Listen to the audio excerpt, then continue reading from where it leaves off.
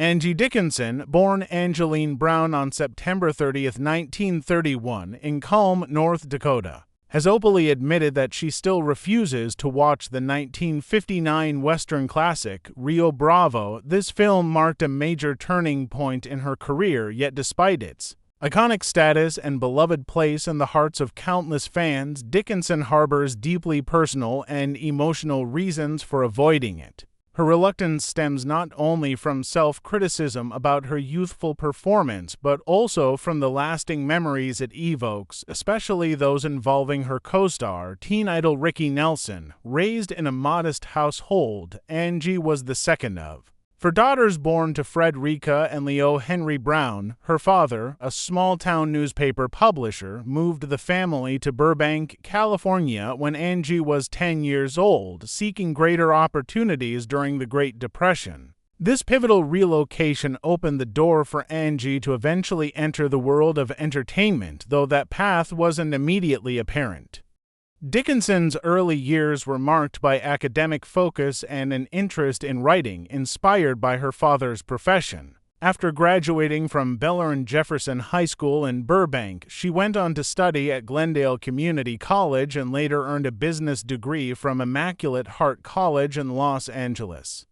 Initially, she aspired to become a writer or journalist. However, fate intervened when, in 1953, she participated in a local beauty pageant on a whim and finished as a finalist in the Miss America preliminary competition. This exposure led to small roles on television, and her natural charisma and striking beauty quickly caught the attention of casting directors. Angie Dickinson's rise to fame was gradual but steady.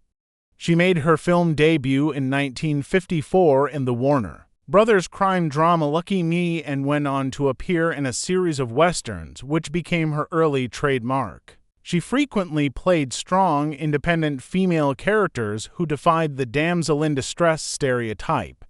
Her breakout role came in 1959 with Howard Hawks' legendary western Rio Bravo, where she starred opposite John Wayne and Dean Martin. As Feathers, the flirtatious yet clever gambler, Dickinson held her own against two of Hollywood's biggest male stars, displaying the mix of sensuality and intelligence that would become her signature. At the time she was cast, Angie Dickinson was still a rising star, just beginning to make a name for herself.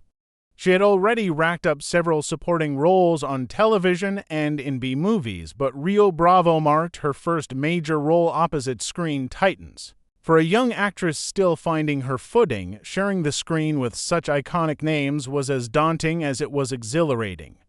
Dickinson has since confessed that while filming the movie, she often felt insecure about her acting abilities and worried that she hadn't yet developed the skills to match her powerful co-stars. She viewed her performance as raw and uneven, an opinion that haunted her for years and remains one of the reasons she finds it difficult to watch the film even now. But the emotional complexity of Rio Bravo doesn't stop with her self-criticism. Another deeply personal reason Angie Dickinson avoids watching the film involves the late Ricky Nelson, who was just 18 years old when he took on the role of Colorado Ryan, a talented young gunslinger who joins forces with Wayne and Martin's characters. At the time of filming, Nelson was already a household name thanks to his musical success and his role on the family sitcom The Adventures of Ozzie and Harriet.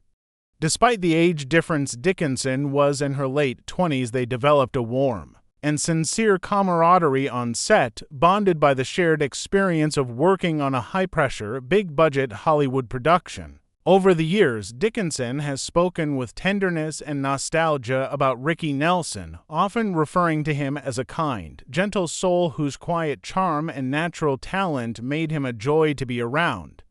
His tragic death in a plane crash in 1985 at the young age of 45 left a lasting mark on Dickinson.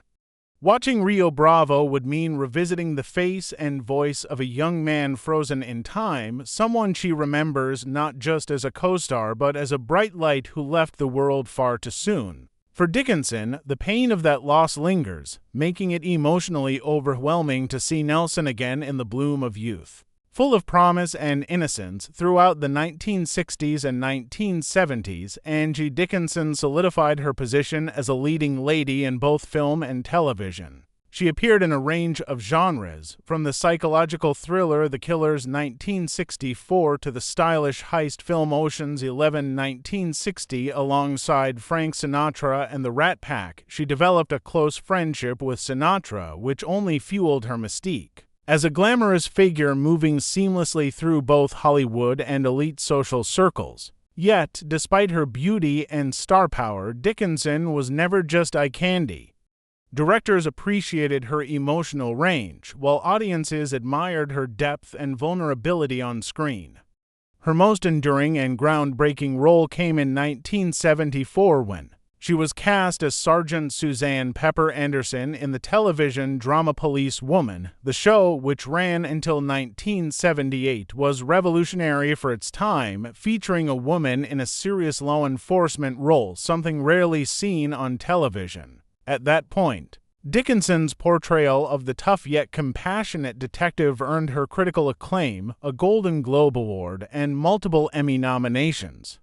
More importantly, she inspired a generation of women to consider careers in law enforcement and proved that a woman could carry a primetime drama on her own. Police Woman helped pave the way for future female-led police and action series. In later years, Dickinson remained a respected and admired presence in Hollywood. She continued acting sporadically into the 1990s and early 2000s, appearing in notable projects such as Dressed to Kill 1980, where her performance as a sexually frustrated housewife earned her critical acclaim. In 2001, she appeared in Brian De Palma's Big Bad Love and made guest appearances on television, including a cameo on Family Guy that showcased her sense of humor and self-awareness. Even as she aged, Dickinson retained the poise and elegance that made her a style icon, frequently appearing at film retrospectives and award shows where she was honored for her trailblazing contributions to both film and television. Today, Angie Dickinson stands as a true pioneer. She helped redefine the role of women in media, proving that female characters could be complex, commanding, and central to a story's narrative. Her influence can be seen in generations of actresses who followed in her footsteps, from Sharon Gless in Cagney and Lacey to Mariska Hargitay in Law and Order, SVU.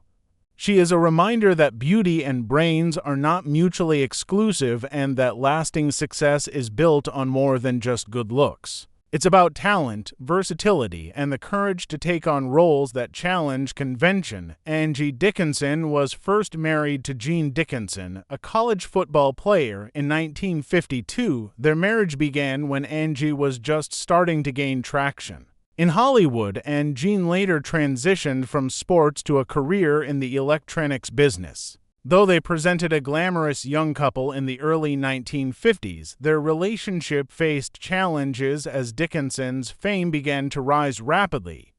The pair ultimately separated in 1956, only for years into their marriage, and their divorce was finalized in 1960. Despite the dissolution of their relationship, Angie chose to keep her married name, Dickinson, which by then had already become closely associated with her growing television and film career. That name would go on to become iconic in the entertainment world. During this time, Angie Dickinson also developed a notable friendship with esteemed economist and diplomat John Kenneth Galbraith and his wife Catherine. The Galbraiths, widely respected in intellectual and political circles, provided Angie with a window into a very different world, one of academia, diplomacy, and international affairs. Her friendship with the Galbraiths led to visits to their home and eventually to travels that deeply enriched her life.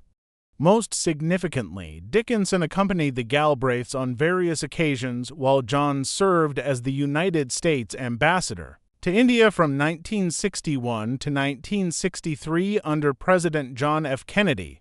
These visits and experiences are described in rich detail in Galbraith's memoirs. Ambassador's Journal and A Life in Our Times, where Dickinson is mentioned not just as a Hollywood star, but as a thoughtful and engaged visitor who took a sincere interest in the cultures and politics of the places she visited. These interactions underscored the depth of Dickinson's intellect and curiosity, qualities not always recognized in a profession that often emphasized beauty over brains.